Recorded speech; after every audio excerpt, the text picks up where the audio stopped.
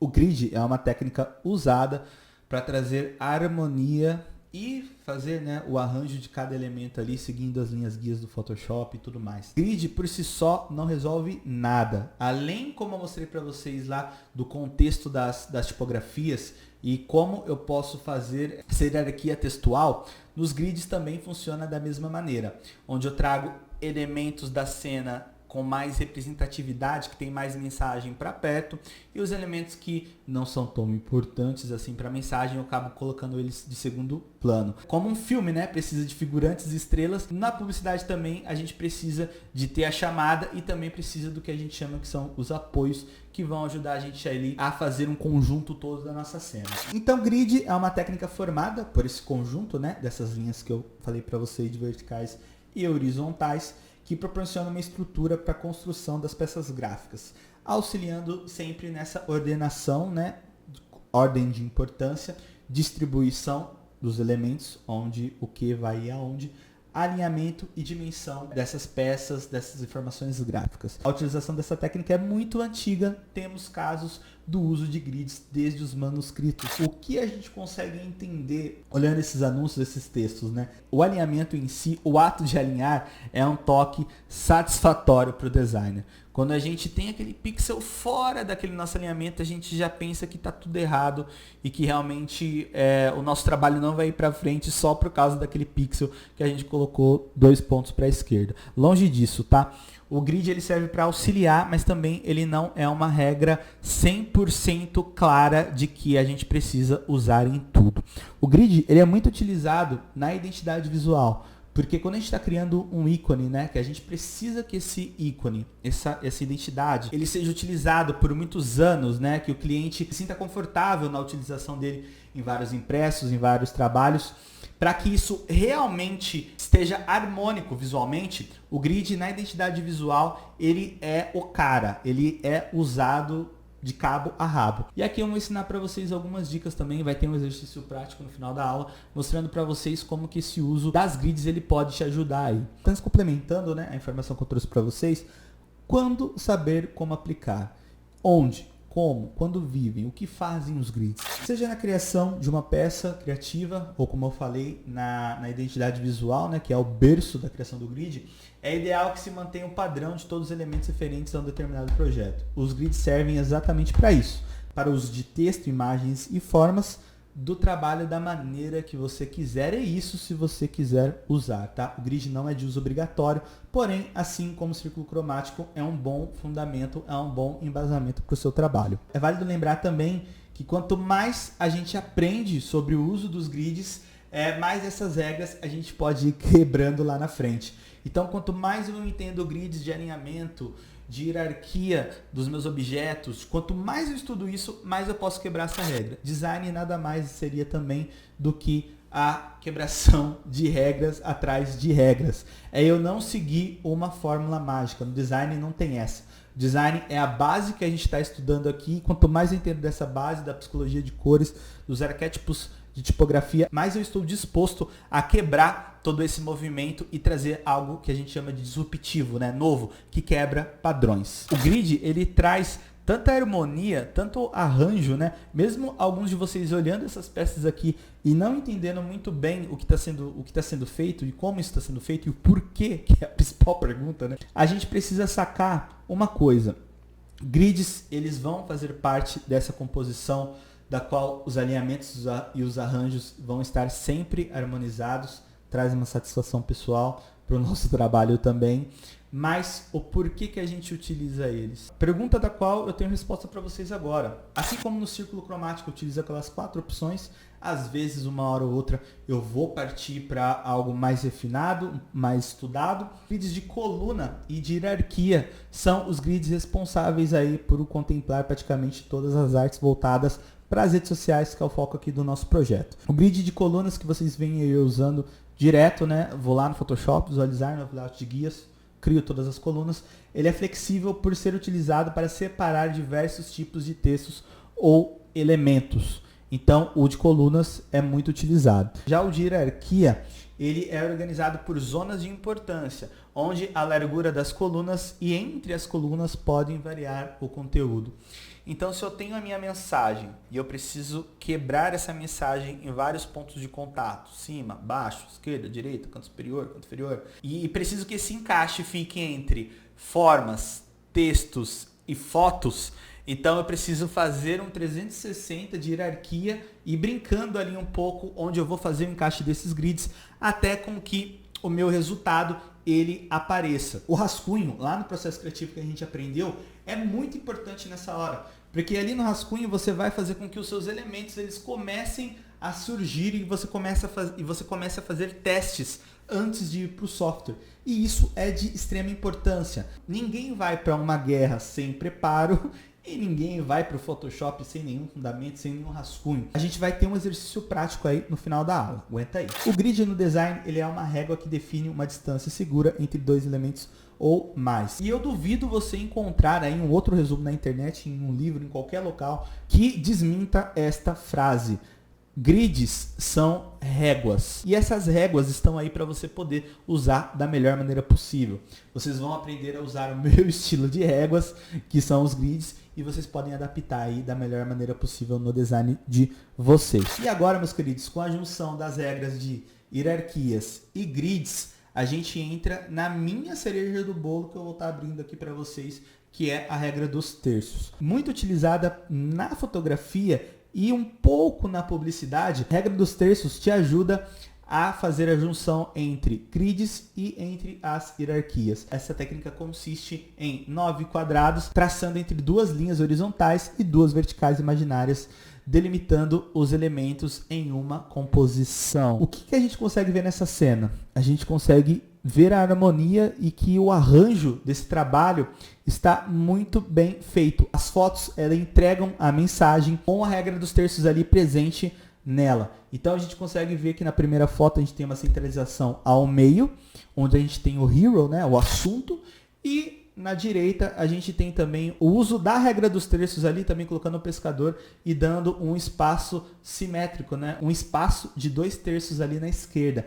E isso é muito bom, é muito prazeroso de ver, porque a partir daí a gente começa a imaginar que como que a gente pode usar isso nos nossos trabalhos? Como que eu posso usar isso a meu favor? Uns estudos sobre fotografia, arte através da qual esta regra foi descoberta, concluíram que o indivíduo sempre olha para uma imagem e capta rapidamente os pontos de cruzamento. Então, se você pegar seu celular aí agora, vai conseguir ver que essas linhas, né, guias, vão estar presentes aí e a partir dela você vai ter a opção de centralizar o seu assunto na sua foto.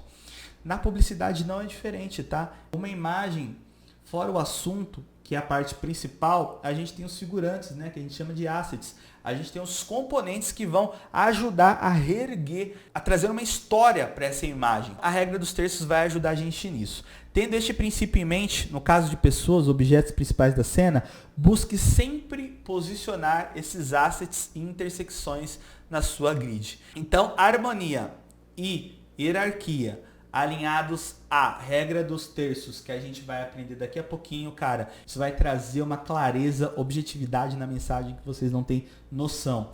E mais uma vez desafio vocês encontrarem isso aí na internet, porque na minha visão é uma junção que eu faço nos meus trabalhos e eu nunca vi isso em lugar nenhum. Eu acho que aqui está o grande pulo do gato desse curso para vocês aprenderem a usar aí nos trabalhos de vocês, tá bom? Lembra do que a gente conversou lá no começo do curso? Nada se cria, tudo é um simples remix. Então, aliada com o uso de grids, conseguimos mesclar essas regras e fazer grandes descobertas. Na hora de uma campanha publicitária ou em algum post para redes sociais, podemos ir muito mais além do 1/3 que a gente estava vendo ali atrás e encontrar soluções visuais agradáveis para os nossos trabalhos. Nesse exercício prático aí eu vou te ensinar realmente como que eu uso isso no meu dia a dia. Confere aí. Bem, mais uma vez aqui em nosso habitat natural, estamos aqui no Photoshop para mostrar para vocês um pouquinho sobre grids, colunas e harmonização usando a regra dos terços. Eu fiz ela no começo, né, da pandemia, um exercício prático sobre o EAD da Mackenzie. A gente pegou lá algumas fotos de referências, trouxe um assunto bacana aqui que remete a essa campanha, né? E também a gente trouxe os textos de apoio, o CTA, né, que é o Call to Action, que é a chamada de ação, e também aqui eu trago a minha chamada apoiada com os meus assets. Aqui, né, nos parece ser uma arte bem harmonizada, né? Se a gente pegar aqui, ó, e traçar uma linha imaginária, a gente vai conseguir enxergar também, ó, que está bem alinhadinho aqui essa parte, e os meus assets aqui estão um pouquinho fora e eu vou explicar isso mais ou menos para vocês, tá? Se a gente for colocar aqui, né, a regra dos terços, eu vou fazer manualmente aqui no olhômetro, mais ou menos, para a gente ter uma noção, para vocês verem como que isso aqui tá espalhado pela minha artboard, né, pelo meu trabalho. Notem que temos, né, o centro da imagem, onde eu trago a nossa modelo, né, que é o nosso assunto. Vou escrever aqui o assunto. E também a minha chamada da esquerda para a direita. No ocidente, e isso é legal a gente comentar aqui para vocês pegarem um pouco disso, por que a maioria dos textos, a maioria dos trabalhos que a gente vê por aí, a gente tem uma mensagem vindo passada da esquerda para a direita. No ocidente, a leitura ela acontece desta maneira. Seja em um livro, seja um jornal, qualquer outra coisa, a gente trabalha com a leitura em Z, que nada mais é a leitura da esquerda para a direita, onde a gente volta, né, a nossa leitura e vai de novo. Volta e vai de novo.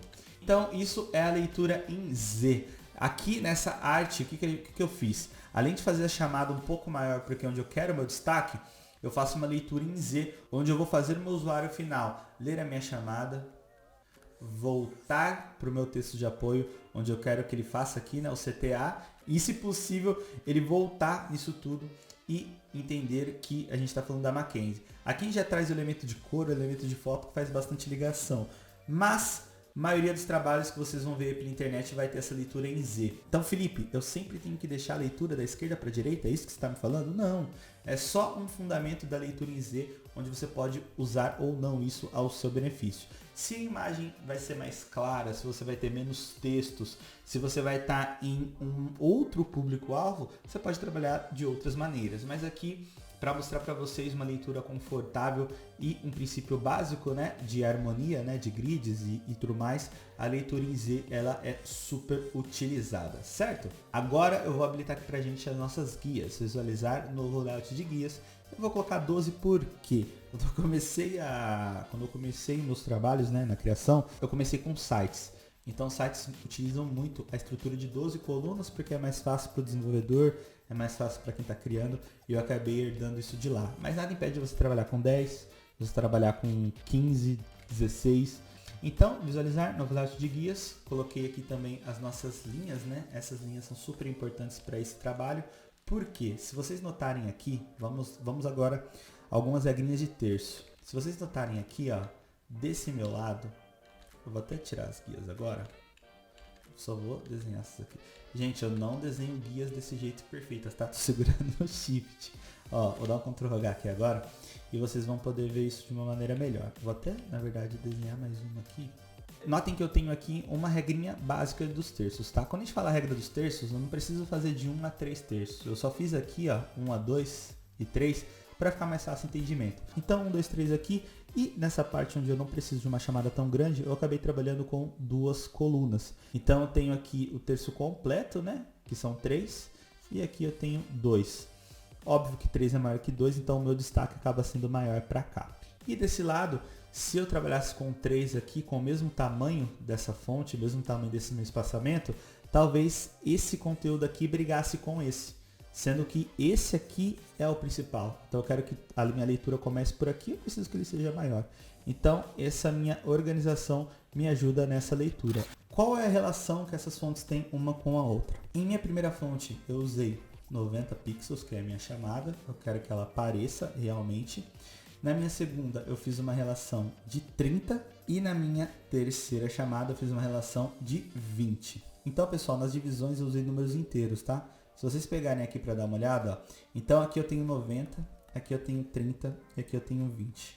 Qual que é a relação que eu tenho entre esses números?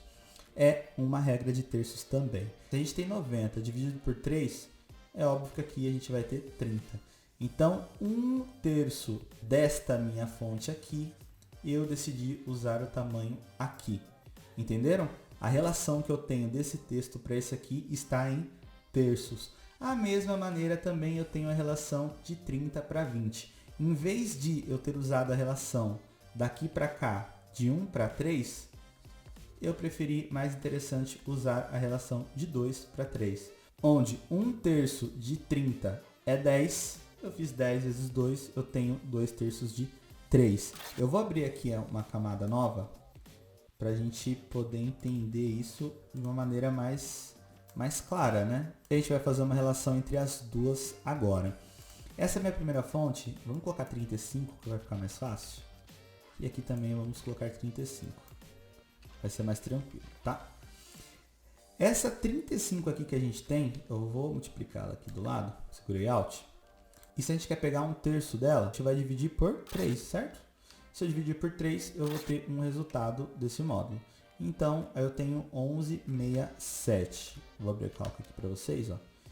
35 dividido por 3. Então, é esse 11.666. O Photoshop só arredondou. Mas eu não quero pegar 1/3. Eu quero pegar 2/3 desse meu módulo. Então, eu vou fazer vezes 2. Onde o tamanho da minha fonte ela vai para 23.33. Esta é a relação que eu uso para chamada de textos. E você pode aplicar isso de outras maneiras e com outros números. Então, se eu trago essa mesma relação e diminuo aqui o meu medium, olha só que legal, eu vou tirar isso aqui, eu já tenho uma relação adaptada tanto das fontes, né, tanto de maneira textual, usando a regra dos terços. E se eu quero trazer um call to action aqui para essa minha mensagem, eu posso fazer muito bem dessa maneira, ó. Eu vou criar aqui vou criar todos do mesmo tamanho. O que eu vou fazer? Eu vou trazer uma linha imaginária aqui. Essa linha imaginária eu vou até mudar a cor dela para vocês sacarem um pouquinho. O que a gente pode fazer? Vamos supor que tivesse um botão para fazer uma chamada, tá bom?